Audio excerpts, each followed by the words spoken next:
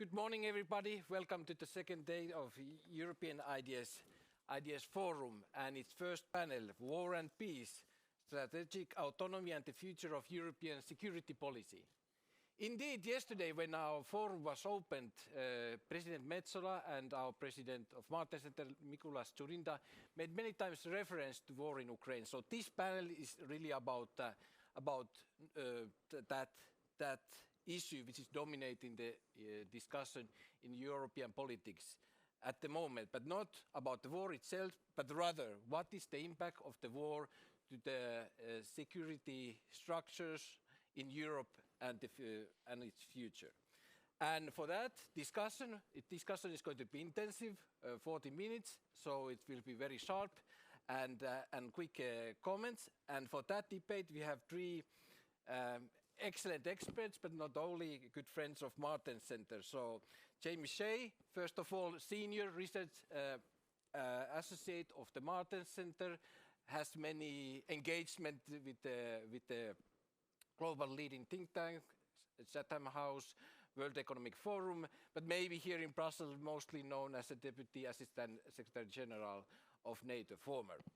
We have Henna Virkkunen, Senior Member of the European Parliament, often in Martens Centre debates on technology, economy-related issues, but she's also very acknowledged expert on security issues. And then we have Stijn, Head of Division for Security and Defence Policy at European External Action Service, so representing the EU as the institution. So let's plumb now to the debate.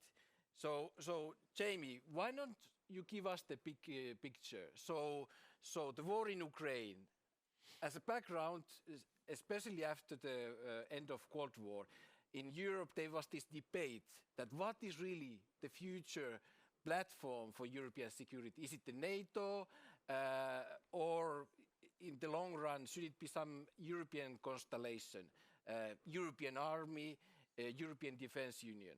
And then came the war in Ukraine, and now everything is evolving. So what's your take on it? Well, first of all, Tomi, thank you. Thanks to the Martens Centre for inviting me to be here today. It's a real pleasure and an honour. I think a couple of years back, we had a sort of a European security system in sort of three parts. We had an expanded NATO-EU. We had a sort of grey zone in between Russia and NATO and EU, where NATO and the EU both were adopting partnerships, providing elements of security, training local forces, but not enough to make these areas part of the West, not enough to prevent Russia from also pushing its influence in those areas as well, through hybrid activities, through investments, all kinds of things. So we were competing very much in that grey zone without quite knowing in which direction those countries would ultimately swing. And we had a Russia which was cooperative on some issues and very uncooperative on others, but where there were still hopes that, you know, even though there were sort of issues over NATO enlargement and the European security order, in places like Afghanistan or dealing with piracy in the Gulf of Aden, or dealing with Iranian nuclear proliferation, you could still find areas of entente with Russia and work together. And you had two sort of emerging powers, Russia and China, but had not yet really started any kind of strategic dialogue. So we had a fairly sort of fluid system. What we're going towards now is something I think quite different. The impact of the Ukraine war, we see this already with the EU offering now membership, candidacy status at least, even in the long term to Ukraine, to Moldova, perhaps Georgia down the line, accelerating its interest also in the integration of the Balkans. NATO, of course, embracing Sweden and Finland too. In Bucharest today, the NATO foreign ministers are keeping the door open to Ukraine. What we're seeing is that the integrated Europe is enlarging rapidly to the east.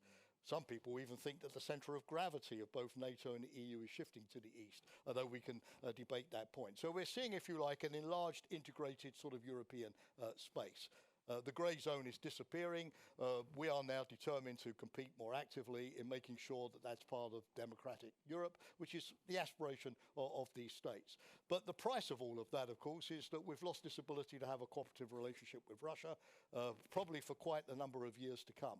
So we are going to go back to some elements of the Cold War, inevitably, not entirely, in terms of the security order about being based on deterrence, about being based on long-term balance of power, some degree of containment, even maintenance of sanctions against Russia, even after there is hopefully one day an adequate peace settlement in Ukraine. So in some respects, the future shape of the architecture is going to depend on where Russia is after the war. If it's a defeated Russia, will it be a revanchist Russia? Will it be a Russia that retreats inwards as a result of its defeat, becomes less active in foreign policy terms, maybe less stable, and therefore is less of a threat to the West? On the other hand, if Russia it also suffers humiliation, will it come out of that even more determined to rally the camp of the authoritarians against the West through hybrid warfare tactics, everything that we've seen in the past, therefore necessitating a larger degree of containment? Will China break with Russia, seeing its weak military performance in Ukraine, and decide to sort of go it alone? Will they draw together in a sort of an axis of the authoritarians with Iran or other states? We can't answer those sort of questions yet. So what we are seeing is good news, that the Ukraine crisis has accelerated the integration of the broader Europe in a way that we probably could never have foreseen. But the price of all of that is going to be a much higher degree of military spending and military preparedness and vigilance than what we were hoping for in the immediate aftermath of the fall of the Berlin Wall. Thank you, Jamie. So many questions at the stage. I think it was good picture of the situation.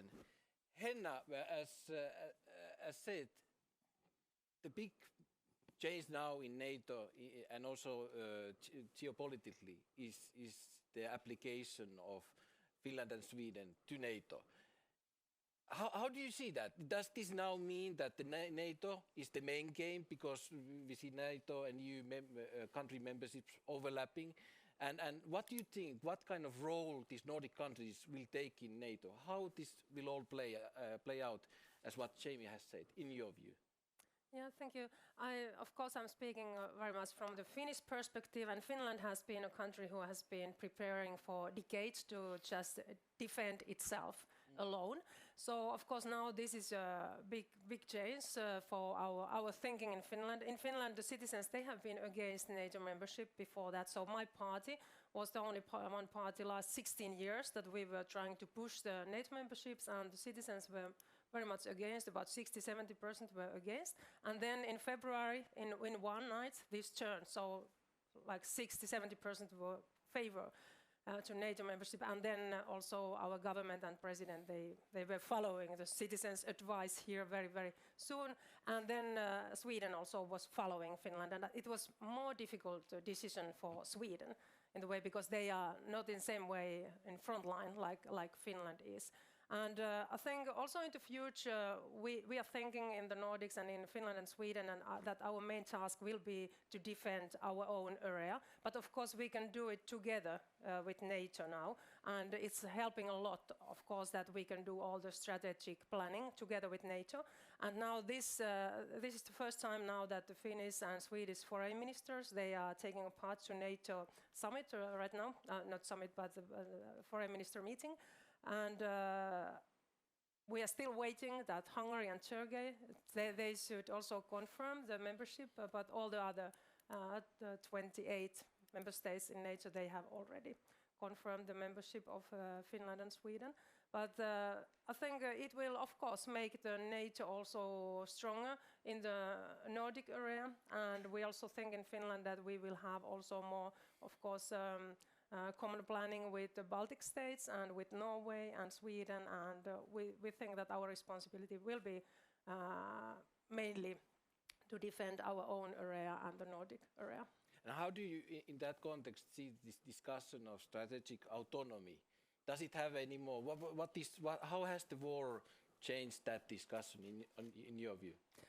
I think it has been, of course, this war big wake-up call for European Union. And I think that the biggest problem has been that we have been so dependent on Russian energy. And we see that how weak we have been because of that policy. And Putin is also using, and especially using, of course, energy as a weapon now. So we should learn from that, that we shouldn't be so dependent on other continents in the future. Now we have been very dependent on Russian fossil fuels, and now I see some kind of risks with China, that we are so dependent on Chinese critical raw materials. So we should learn. When we speak about strategic autonomy, I don't think so much about only about defense and military policy. I also look very much many critical infrastructures and technologies and materials what we need in Europe. So we should learn from that. Thank you, Henna. And now, Stijn, of all what has been said, before the war, the big discussion in Brussels was the discussion on a strategic compass for security and defense, and that was the framework for the debate. So how is that going now? And how is that process, and how that relates to the current situation and all the challenges which the war in Ukraine is bringing to us? Well, Tomi, thanks. First and foremost, thanks for having me here. I think we're really living through unprecedented times, and we're seeing really an acceleration of our policies in the field of security and defense. Finland and Sweden, membership of NATO, the Danish referendum, but then also all the, I think, unprecedented actions the EU has taken in response to the war in Ukraine. If you look at diplomatic isolation of Russia in the UN, in New York and Geneva, packages of sanctions, macroeconomic support, humanitarian support, but also in excess of 3 billion of military assistance provided to Ukraine so far by our member states. I think we're breaking taboos really at an unprecedented speed at EU level. In this context, the strategic compass was adopted, I think, 4 weeks after the Russian invasion of Ukraine, and of course it reflects these events, but the document had already been prepared in advance, and to be very frank, a lot of the actions we would have had to implement even without the war in Ukraine. I think the compass offers us an actionable guide for action for the next 5 to 10 years to strengthen the EU's role as a security and defense actor, and that was already required even before the war in Ukraine. What is new is that after the compass, we've added a whole new work strand on what we call defense investment gaps analysis. Faced with the war in Russia, I think we've been brutally confronted with the lack of readiness of our forces, depleted stocks, the need to restore that, the need to replenish our stocks. So we're working on stimulating joint procurement, for instance. We're working on enhancing the European defense industrial and technological base. And there is a whole set of work strands in the compass that we're pursuing now with a lot more sense of urgency, I would say, than would have been the case without the invasion.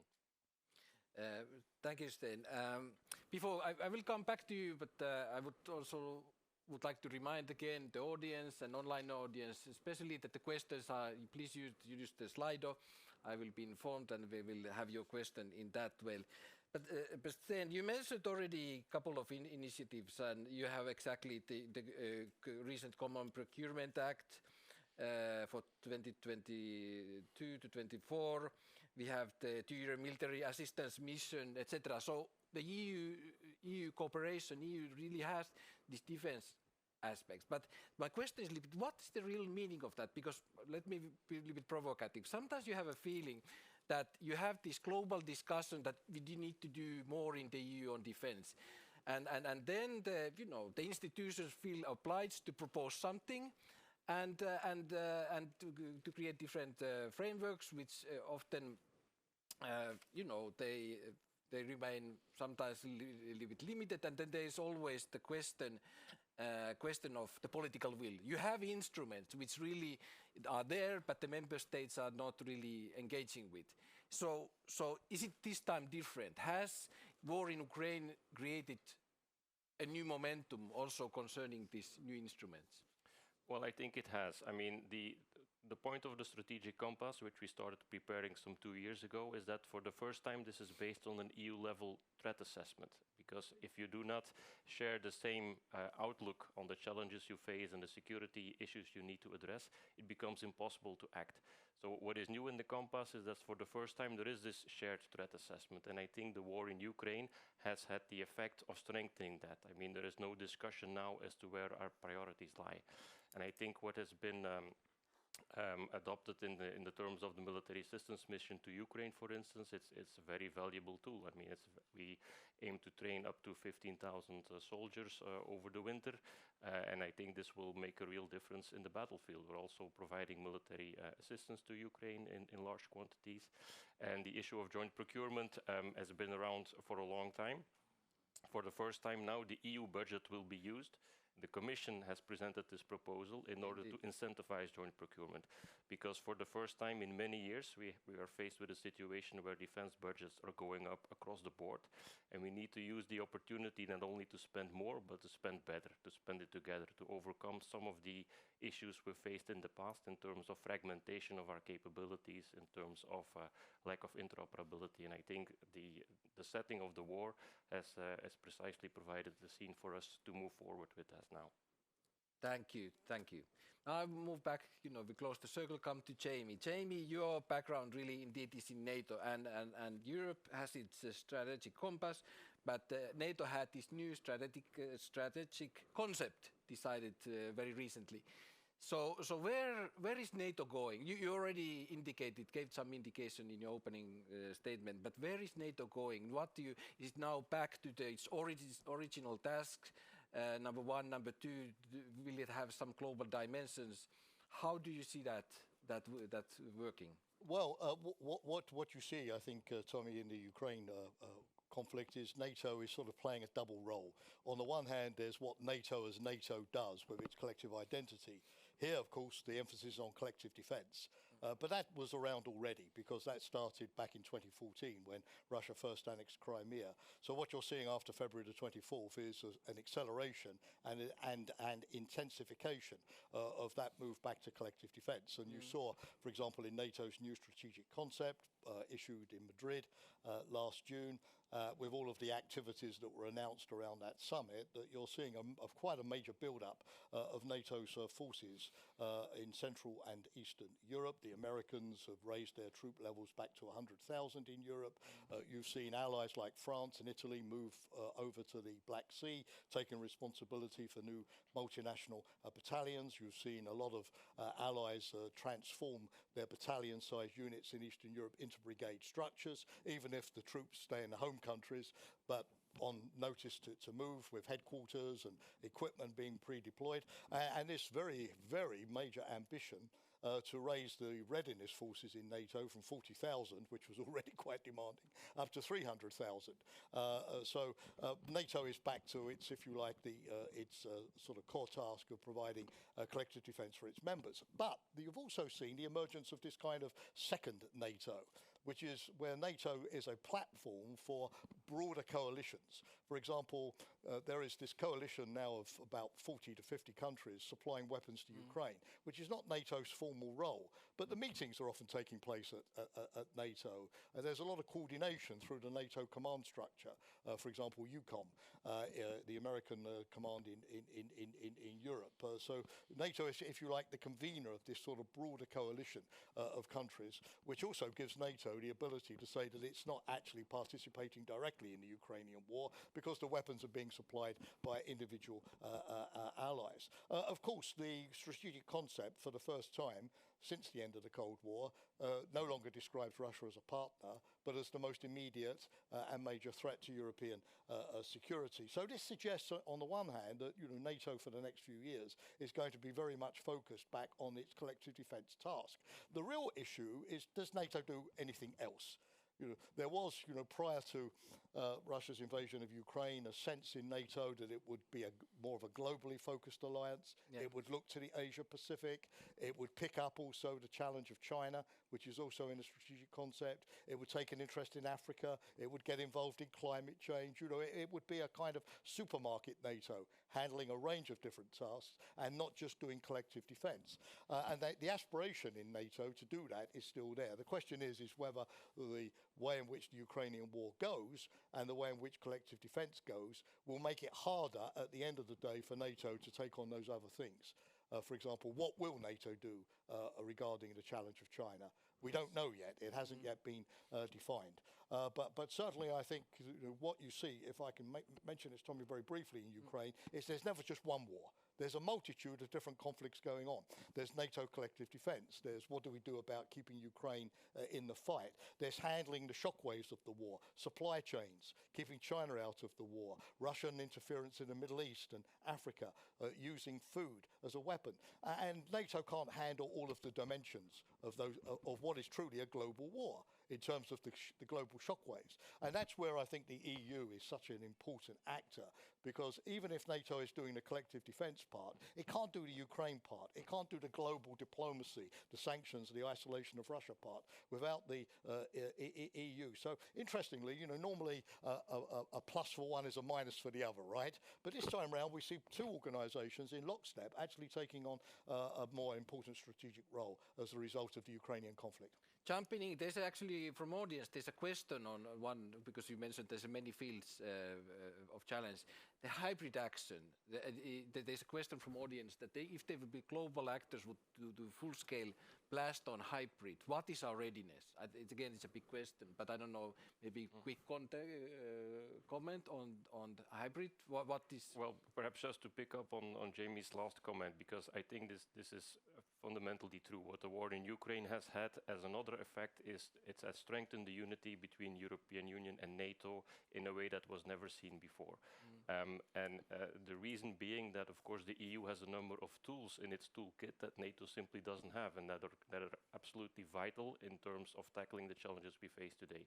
The fight against disinformation, cybersecurity, scanning foreign direct investments, the whole economic security dimension, climate and defense, stimulating military mobility, resilience more broadly. I think the EU has a lot of tools that we're currently bringing into play in coordination with NATO in order to tackle these. Hybrid threats, of course, is a very broad term. I mean, behind the word hybrid threat can cover the food weaponization that is being used by Russia now, or energy, but also disinformation, cyber attacks, attack on critical infrastructure. I think you have to break it down and assess all of these subparts of the hybrid threat you are facing, and then see which tools you have available. We are developing at the EU side a hybrid toolbox, as we call it, with a number of response measures, but also situational awareness, because the first thing is to know what is going on. What levers are hybrid actors using in order to attempt to influence your interest? And then also in consultation with NATO, or at least in exchange of information with NATO, we aim to develop next year what we call hybrid rapid response teams. Those would be, you know, multi-sectoral teams that would be able to deploy in a country in order to help it tackle hybrid threats. Thank you.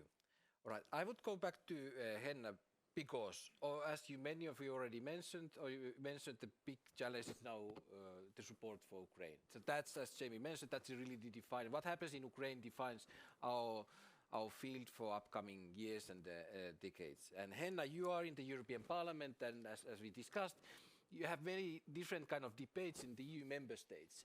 And there's a very clear division between people from those countries where they feel that Russia is imminent threat, existential threat, and those who feel that maybe not. So how do you see, how do we manage, you know, to maintain our support collectively in the European Union to Ukraine during these difficult months?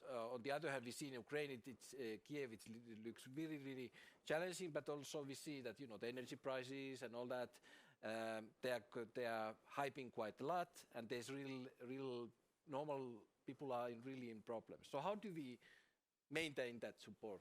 How we manage to do that? Yeah, in a way, I have been also very positively surprised how united European Union country has been, and how good cooperation we have had with USA and UK and NATO and so on. Because as we all know, often it has been very difficult for the European Union member states to agree about foreign policy and about sanctions and so on. And it has been, of course, difficult also in this time, especially with the energy sanctions. We have seen that it haven't been easy, and we have been too slowly with those. But I think it's very much depending, of course, the political leaders in different member states, that they have to keep speaking about the importance of supporting Ukraine, and what does it mean that if we don't support Ukraine, because we know that Ukrainians, they are not only fighting for Ukraine, they are also fighting for freedom and independence, and if we are giving up for the Russians in Ukraine, they won't stop. to Ukraine. So everybody has to realize that and understand it. And I think it very much depends on political leaders in different member states that they keep speaking about the importance of that for their citizens. But of course, there is all kind of populist movements in different countries, and then energy prices, food prices, inflation, and that kind of big challenges also we have to tackle together. But we can see that the citizens in different member states, they are still supporting very much Ukraine when we are asking in the opinion polls that how important you see that it is that we are helping with humanitarian aid, or we are importing weapons to Ukraine, or putting very tough sanctions to Russia. The people are supporting it very, very much. Especially in Finland, we can see that the Finnish people, and also in the eastern border, the citizens are supporting, 90% is supporting very much all the actions, because they can see that it could be also us who are in the front line the same way than Ukrainians. So I think political leaders, they have, of course, now very big responsibility in here, because this is not only war in Ukraine, it's all of us who are in this. And they need more support. Indeed, thank you, Henna. Now I would call in Sandra to give some input on Slido. I think we have one question there. Exactly, thank you very much, Tomi. If you remember our Slido question at the beginning, would the EU benefit from a common European army? You replied with 47% yes, but it is unrealistic. 35% of our audience voted yes, and 18% no. I leave you with that thought, Tomi. It's a very simple question, but you know, quite telling. Any quick comments on this? Well, yeah, just from my side, I mean, I think we always have to be very clear, Tomi, what we mean by a common European army. I suppose the view of broad public opinion is it probably means a totally sort of integrated single European force. I don't think that's realistic at the moment. But if you mean by a common European army, the ability of European countries to increasingly work together because they're interoperable, because they've been on operations together, because they share the same culture, I think it's happening. I think it's being made. What you're seeing through NATO at the moment, ironically, because it's NATO, is European countries deploying forces on each other's territory. Yes. I mentioned France now has taken over the command in Romania. Italy has just taken over in Bulgaria. The Czech Republic is taking over in Slovakia, and so on.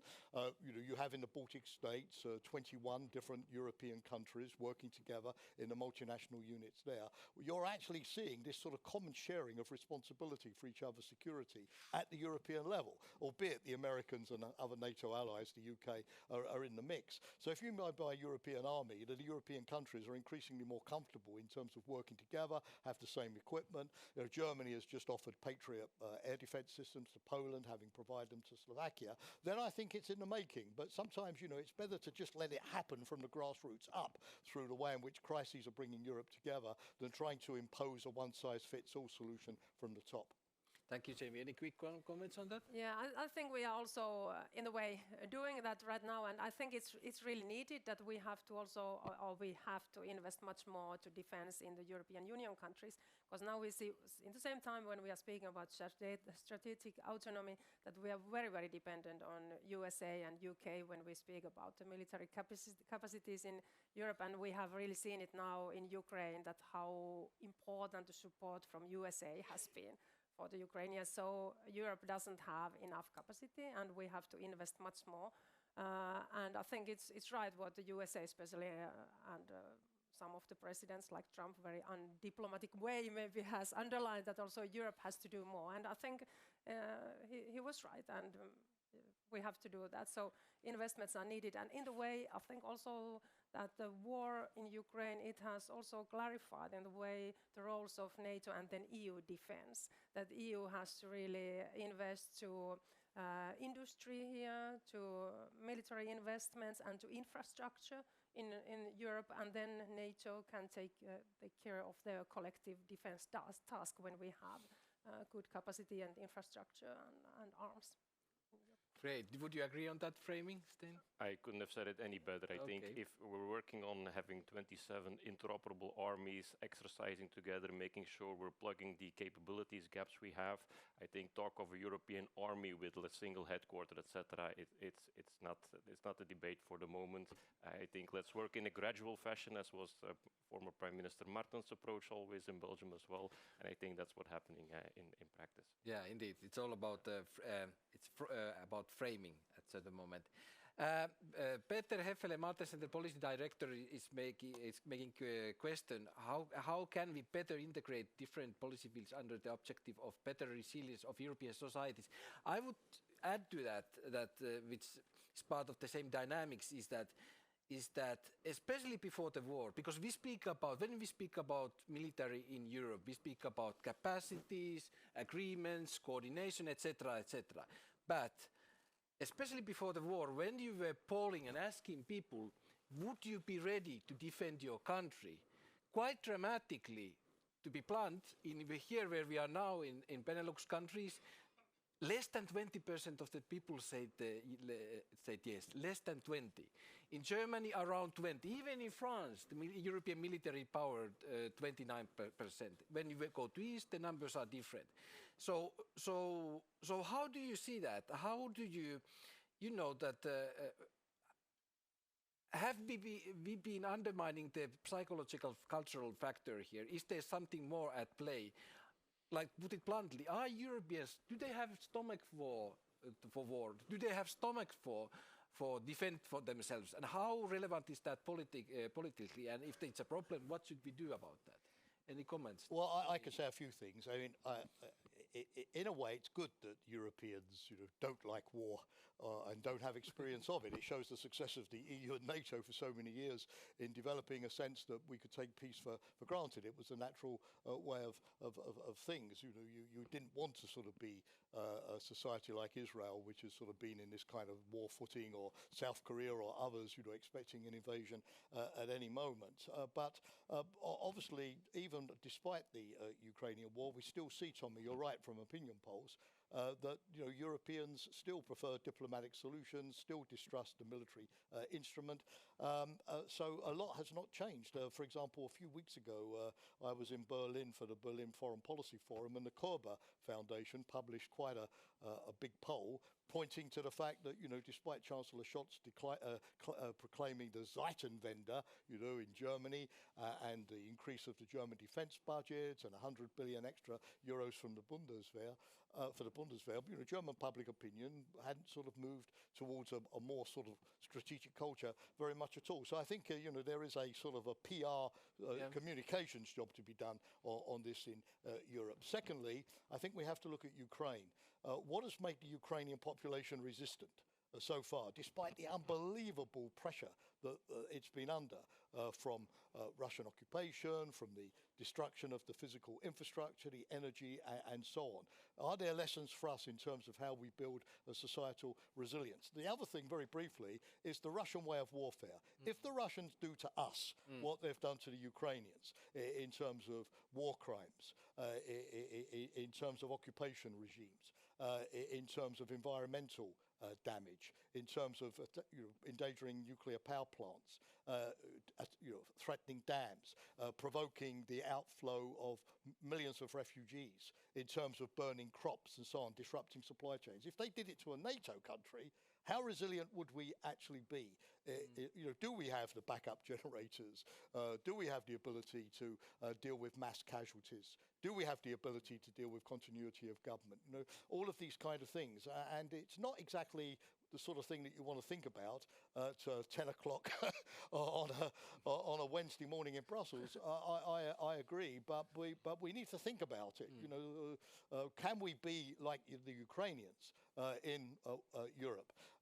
And so this resilience theme is important, because if you don't have resilient citizens, you don't have resilient societies. Indeed, Jamie.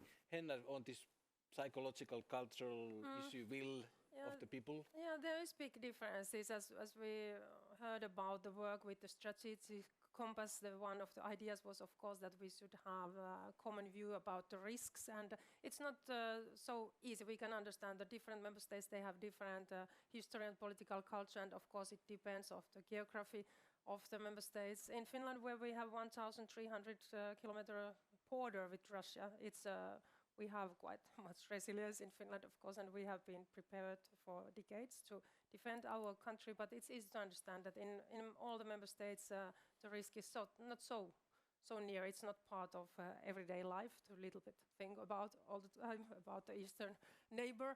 But of course, people need to have something to fight for. Also, they have to understand the value of the society and European Union values, democracy and freedom of speech and human rights, and that's why it's important that political leaders are speaking about the importance of that. We are too much taking it as granted, I think.